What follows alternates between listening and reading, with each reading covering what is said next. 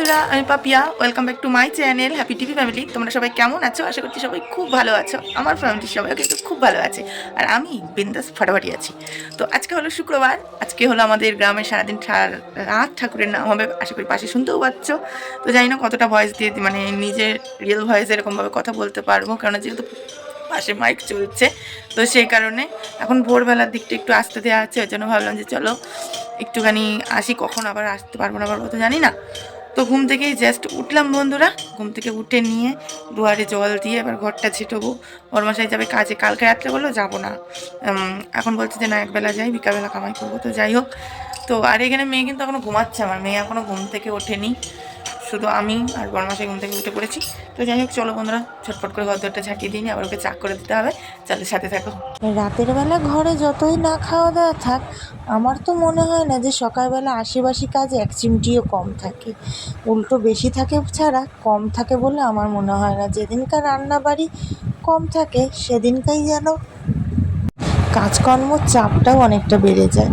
তো যাই হোক, এদিকে দেখো ঘর দুয়ারটা ঝাঁটিয়ে নিচ্ছি। ঘর দুয়ারটা ঝাঁটিয়ে দুয়ারে জল দিয়ে এবার যাব বরমশাইকে চা দিতে।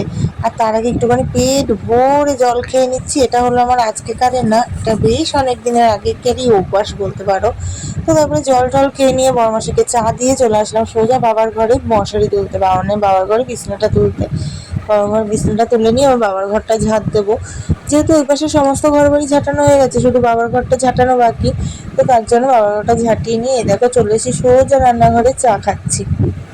আর এইখানে আমি চা তো খাই না, কফি খাচ্ছিলাম। চা আর কফি আর বিস্কুট খাচ্ছিলাম, আর কি যে আপন মনে ভাবছিলাম সেটা আমি নিজেও জানি না। তো বন্ধুরা, সমস্ত কাজ বাজ ছেড়ে নিয়ে বসে গেছি এই যে ফ্যানে ভাতে আলু ভাতে খেতে। মামে দুজন মিলে এই যে মামে দুজনে আজকে সকালবেলা টিফিন ফ্যানে ভাতে। সকালবেলা চা কফি আর বিস্কুট খেয়েছি একবার, তোমরা তো দেখলে। কিন্তু কফিটা খেয়ে না আমার গ্যাস হয়ে গেছে মনে হচ্ছে, কি বলবো, এত পরিমাণে মানে ঢেকুর হচ্ছে না, টক টক ঢেকুর। ওই দেখো, ফ্যানে ভাতে ঘি দিয়ে খেয়ে নিই। খেয়ে দিয়ে নিয়ে এবার স্নান করবো। দিদি একটু আগে ফোন করলো, দিদি বলছে আর রাগ করিস না, ফাইনালি আমি আজকে যাবোই। তো দুপুরের মধ্যে দিদি বললো আসবে, তার আগে স্নান করে মামে দুজন মিলে ফ্রেশ হয়ে রেডি হয়ে নেবো। তা দিদি আসলে একটুখানি বসবে, বসে নিয়ে তারপর চলে যাবো ঠাকুরের মঠে গান শুনতে, ঠাকুরের গান শুনতে। তো চলো ঝটপট করে খেয়ে নিই, খেয়ে দিয়ে নিয়ে তারপরে স্নান করে তারপরে একবারে ফাইনালি বন্ধুরা কালকের পর থেকে অপেক্ষা করতে করতে এই দেখো কারা এসছে। টাকা এই যে কালকের পর থেকে মানে অপেক্ষার অবসান ঘটলো। কালকে তো আমার একদম আশায় জল ঢেলে ভাষা করলো, আজকে অবসান ঘটলো। আর এখানে মেয়ে বান্ধবীর সাথে খেলা করছে। চলো চুটু চলো, এই জাস্ট কেবল আসো, আমি বললাম আগে ক্যামেরাটা অন করে তোমাদের দেখাই। আসো চুটু, আসো আসো আসো আসো আসো, চলো দিদির সাথে একটু কথাটা তো বলে জল টল দিই, তারপরে আসছি। কি আনন্দ আর কি যে শান্তি লাগছে সেটা কি করে বলবো। মানে মুখে বলে প্রকাশে সমস্ত কথা যেমন বোঝানো যায় না, ঠিক এটাও সেরকম একটা কথা। গ্রামের অনুষ্ঠান মানে ধরো বাড়িরই অনুষ্ঠান, আর সেখানে যদি বাবার বাড়ির লোক না আসে মনটা একদম ভালো লাগে না। তাই দিদিকে এখন চোখের সামনে দেখতে পেরে এত মনটা শান্তি লাগছে, কি বলবো, মনে হচ্ছে যেন দু হাত তুলে নাচতে পারলেও কম হয়, এতটাই আনন্দ হচ্ছিল। তো মানে এতটাই শান্তি লাগছিল।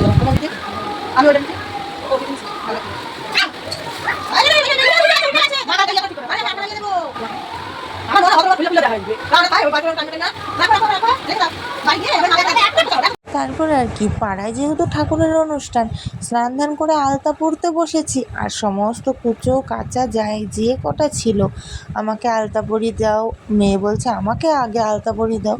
তো ওদেরকে সবাইকে পরিয়ে নিয়ে আর লাস্টে আমি পরবো, কেননা ওদের জন্য আমি একটু শান্তি করে আলতাও পরতে পারতেছিলাম না।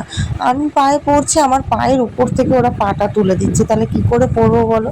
তাই ভাবলাম যে আগে ওদেরকে পরিয়ে নিয়ে তারপরে ধীরে সুস্থে আমি পড়তে বসেছি। এই দেখো, এবার ধীরে সুস্থে আমি পড়ছি, পরে নিয়ে শাড়ি টাড়ি পরে নিয়ে চলে যাব মন্দিরে।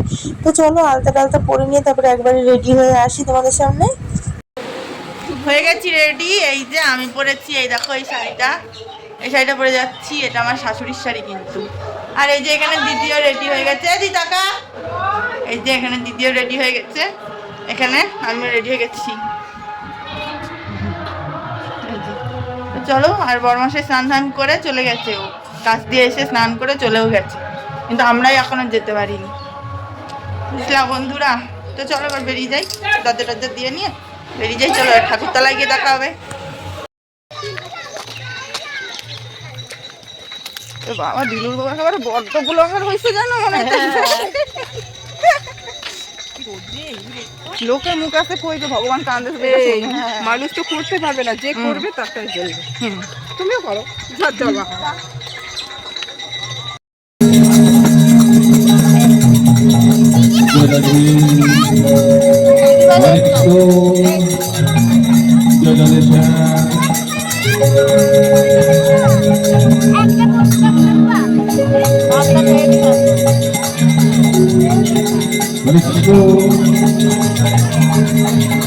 খানিকটা ঠাকুরের নাম শুনে নিয়ে চলে এসেছি সোজা খাওয়ার প্যান্ডেলের এখানে।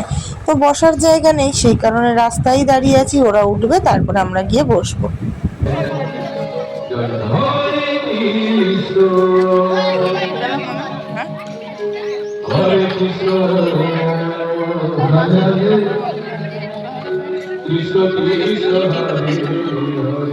অনেক কষ্টে পিষ্টে শেষমেশ পাওয়া গেল বসার জায়গাটা বন্ধুরা।